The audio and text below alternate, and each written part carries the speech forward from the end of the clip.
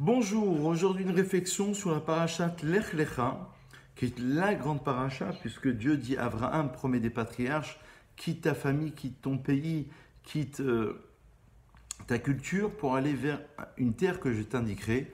Évidemment, c'est le message d'aller en Eretz Israël, puisque c'est l'aboutissement de tout le peuple juif à la fin des temps, c'est de se retrouver, bien sûr, et d'encourager que les dirigeants communautaires puissent encourager ce qu'on appelle aujourd'hui communément la Aliyah, ça veut dire la montée en Eretz Israël.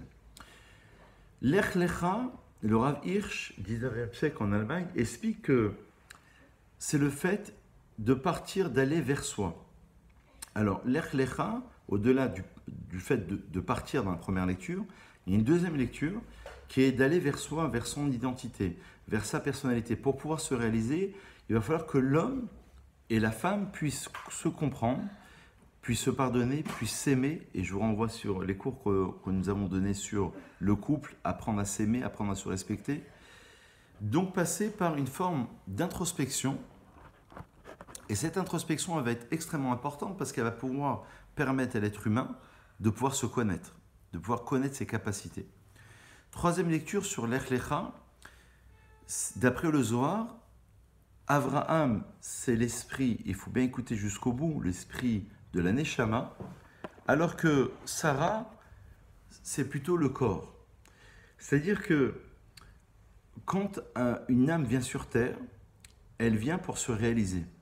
Elle vient parce que nous croyons dans la Torah à la transmigration des âmes, au Gilgul. C'est-à-dire qu'une âme a pu exister à plusieurs reprises, elle a pu venir sur terre, et elle va revenir pour réaliser des choses qu'elle n'a pas pu faire dans une autre vie, ou aussi pour réparer des choses négatives qu'elle aurait pu faire. C'est l'idée de ce qu'on appelle le Gilgul, c'est-à-dire de la réincarnation, que l'âme va pouvoir venir plusieurs fois. Et dans l'âme, il y a 5 niveaux, Nefesh, Ruach, Neshama, Chaya et Yechida, qui correspondent à 5 niveaux spirituels élevés. Et dans chaque niveau, il y a encore 10 degrés, qu'on appelle les 10 sphirotes. Et là, ça devient très, très intéressant, parce que parfois on vient sur Terre pour réparer une étincelle d'âme, pour réparer un certain niveau, pour essayer de se réaliser. Donc la Torah ici prendrait un nouvel envol d'après cette lecture du Zohar en disant que profondément, Lech Lecha Me'artsecha, on demande à la Neshama, une fois qu'elle s'est réalisée, de quitter cette enveloppe matérielle reliée au corps et d'aller vers une réalisation qui est plutôt spirituelle.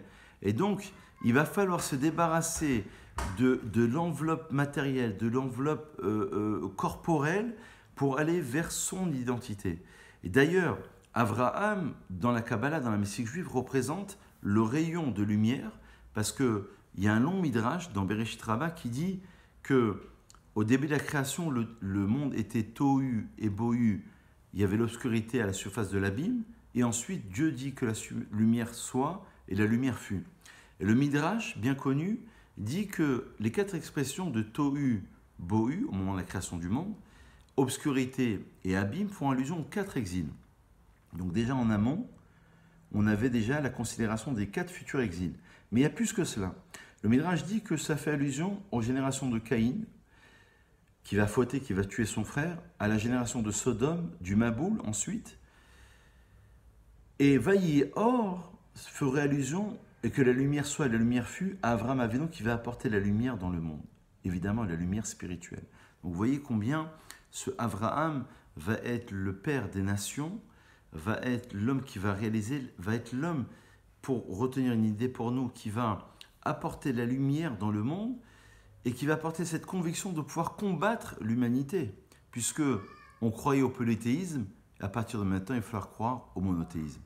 Bonne réflexion à vous tous, à très vite.